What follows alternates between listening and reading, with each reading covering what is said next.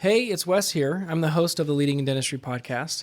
And I know I don't have to explain this to people who have been here before, but for anyone new to the podcast, I start off every episode talking about why I started Leading in Dentistry when I did.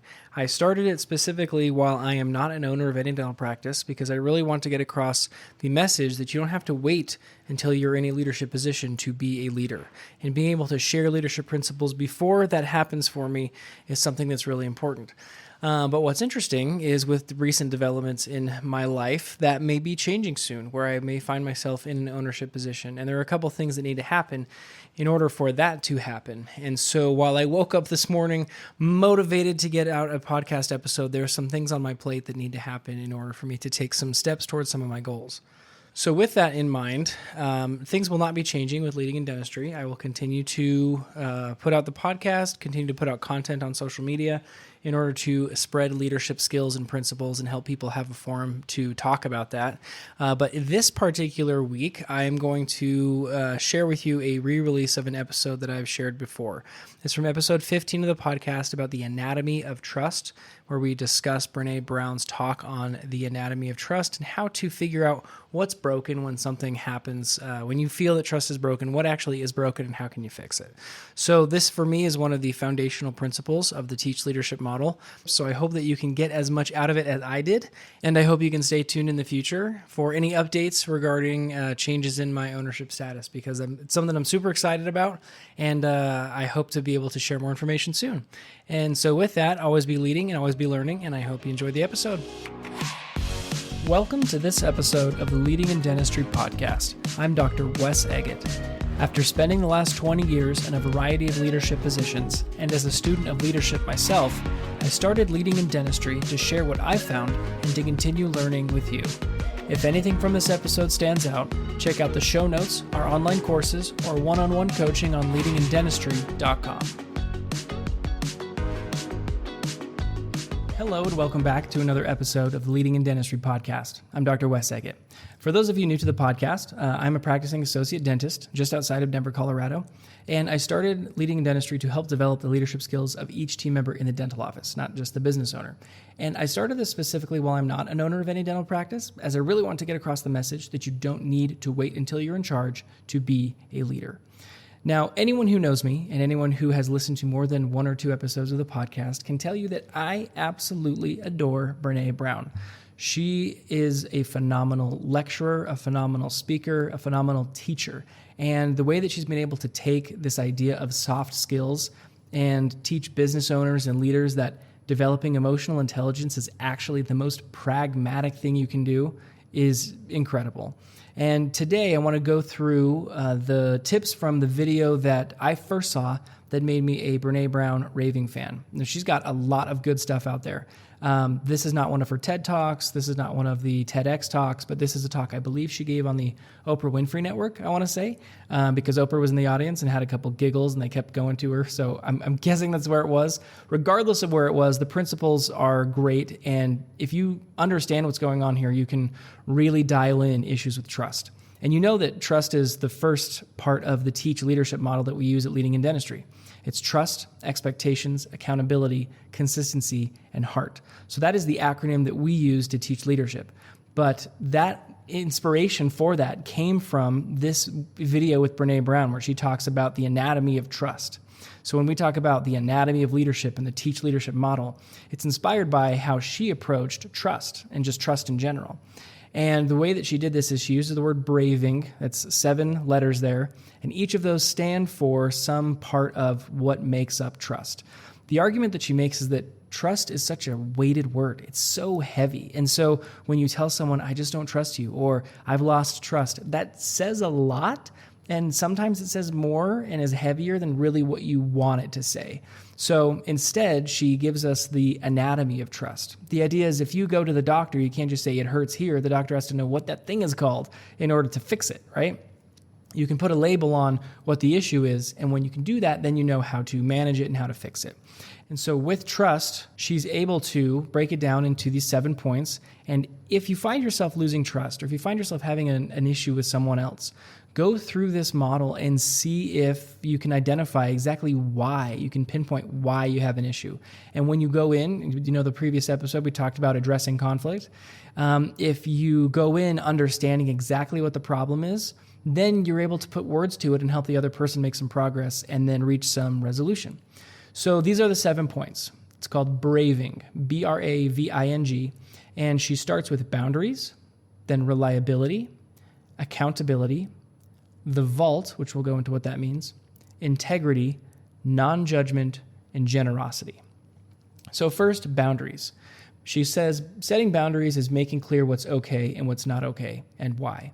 Setting boundaries is incredibly important in maintaining trust, because if someone does not respect your boundaries, you know it immediately. But it's only when those boundaries are taken away, when those boundaries are violated, when you haven't articulated them, that people really understand the importance of setting boundaries. She has a different video where she talks about when you've set up the proper boundaries, it's not a sign that you disrespect someone or that you don't love them.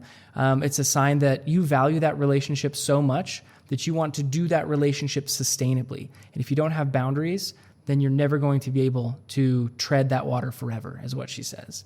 When you are a leader, it's very difficult to set boundaries with your staff, but if you do not take care of yourself, then you're not going to be able to take care of them. And trust can be broken because you feel like your boundaries have been violated, but if you've never articulated them, then that's not fair to hold people accountable to that. So part of setting boundaries is also part of setting expectations, like we talk about in the Teach Leadership model. So the next point, reliability. Reliability, she has this funny story where she talks about a scale. She says, when you step on a scale, it should give you the same number every single time. And she says if the scale is way lower than it should be, she likes that scale, but that's not it's not accurate and it's not reliable because it'll bounce up and down and go everywhere. So if you have something that is reliable, if you have someone who is reliable, it's going to give you the same results every single time, or it's going to do what it says that it does. So a scale says it gives you your accurate weight, and if you step on every time, it gives you the same number. Fantastic. That is reliable. That is a reliable scale. So if you have a team member who says they're going to do something, but they don't, then they're not being reliable. If you as a leader say you're going to do something and then you don't, then you are not being reliable. And that causes that trust to erode over time. So if you have an issue with reliability, you know exactly how to put the finger on it. You know that's the issue. It's not necessarily that trust has been broken, but I can't delegate something to you because I have found that you are not reliable. And delegation, we'll talk about in a future episode, is really reliant on trust and being able to build trust between people. And that part of trust that matters is this, the reliability. Just a quick interruption here. If you are gaining some value from this podcast, if you enjoy it in any way, if you think someone else could benefit from it, then go ahead and share this with a friend, share it with your team, share it with a colleague. It really helps support the show. Now let's get back to it. So we talked about boundaries and reliability. Next is accountability. Now, this also plays into the Teach Leadership model: trust, expectations, accountability, consistency, and heart. Now, when we talk about accountability in the Teach Leadership model, I'm more talking about following up with people. It's not necessarily about what she says here. Here she says accountability is owning your mistakes. You own your mistakes, you apologize, and you make amends. Now, that is a form of accountability, but here specifically she's talking about mistakes that you make as a team member. If you're making mistakes and you don't own them, it comes across to other people like you're trying to cover them up. And people who try to cover things up cannot be trusted. That's the idea. So if you're trying to develop trust with people, you want to make sure that when things don't go according to plan, you're able to take ownership over those mistakes. Huge point there. The next item on the list is vault. She says, you don't share information or experiences that are not yours to share. I need to know that my confidences are kept and that you're not sharing with me any information about other people that should be confidential. So the vault here, it fits into the acronym, so she had to use it, but the idea is discretion. It's that you know when to share information and when not to. If I am sharing something with you that is not mine to share, then that erodes the trust, because while you feel like we are developing a relationship because I'm giving you some insider information, you'll be wondering what I'm saying about you next time. Brene Brown, the phrase she uses here is phenomenal. She says, when you're trying to share information with other people in order to develop a relationship, that's hot wiring connection. It's not true connection, it's hot wiring connection. Not because we have something in common, but because the thing we have in common is disliking someone else, or we're united over some animosity for something else. Not that we actually have developed a relationship, but just because we hate the same people. And that's not true connection. Super interesting point there. But this point of the vault, I think, is incredibly important for people that work in the dental industry, because we work in smaller practices generally, and we are so used to information needing to travel quickly. We have route slips, we have a patient who needs this emergency taken care of, and so when something negative happens, we use that same method of communication to just spread something negative, and it's not helpful, and it creates this lack of trust. When you feel like everyone's talking about everyone else, it doesn't make you feel like you're in a safe space. Super important to focus on the vault. So the next item on the list is integrity. And the definition she gives for integrity is a little confusing, so I'll read it twice here. She says, integrity is choosing courage over comfort, choosing what's right over what's fun, fast, or easy, and practicing your values, not just professing them. So one more time here.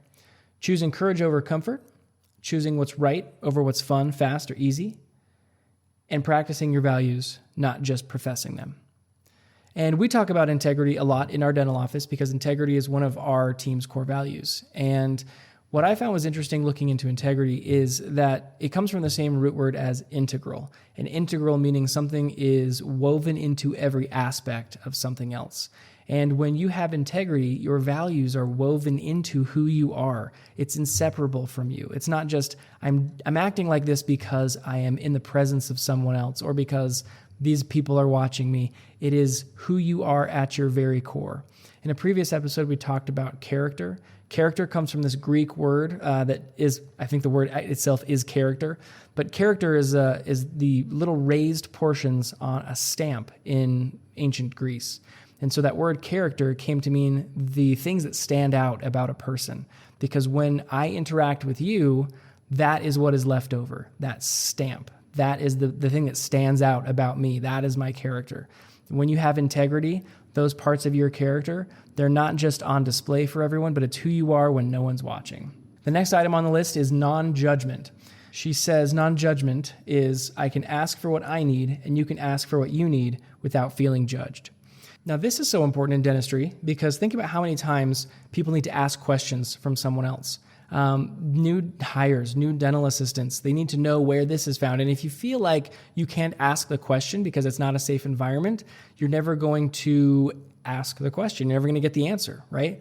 There's this one quote that says, it is better to ask a question and be thought of as an idiot than to actually be one.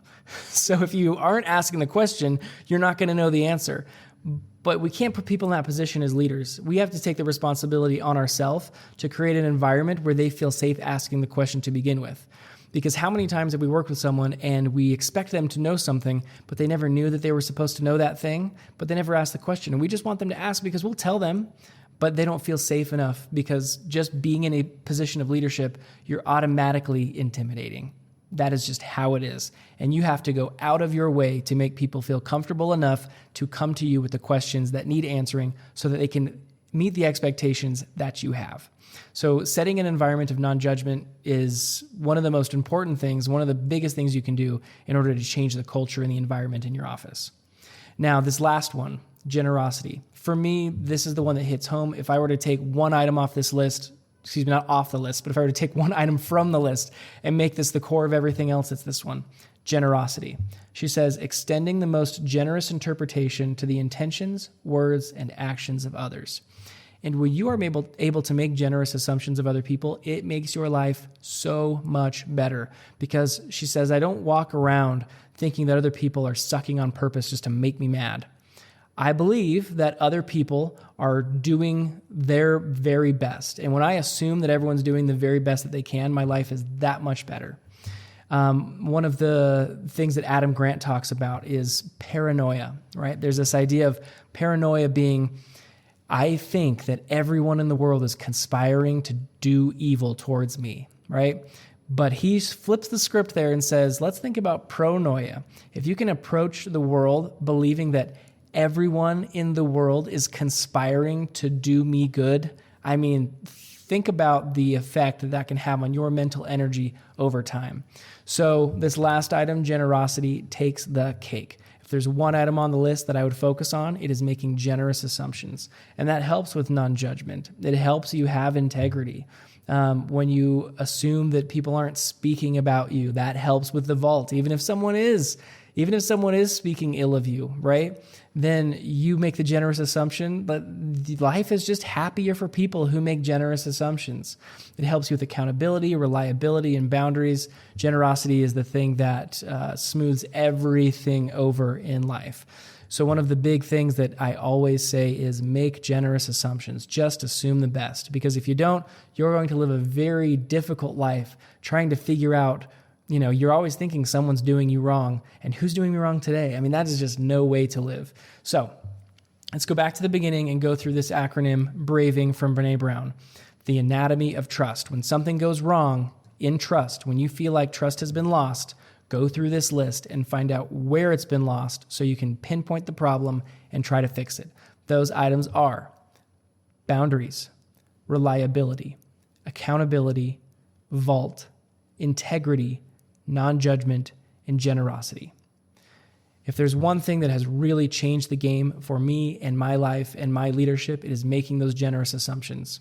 It's helping other people understand that no matter what happens and what they've done, I'm assuming that they're trying their best. And when I assume that they're trying their best, then I can train them and I can help them to get better. Now, if that happens over time, that's when we come back to the accountability in the Teach leadership model, the accountability where we've established trust, we've set our expectations, and we hold people accountable. And if it happens over and over and over again, it's a pattern, then that's a different conversation. But to build that trust in the first place, that's where this braving model comes in. I hope that you get a chance to watch the video because she goes into great detail and it's incredibly helpful, and it's a great presentation to share with your staff and then discuss and think about what trust means to you all. And with that, always be leading and always be learning. We'll see you next time. And that's it for this episode of the Leading in Dentistry podcast. If you learned something today, please leave a 5-star review and share the episode with a friend. If you're ready to take the next step for yourself or provide leadership training for a team member, visit leadingindentistry.com to check out our online courses and one-on-one coaching.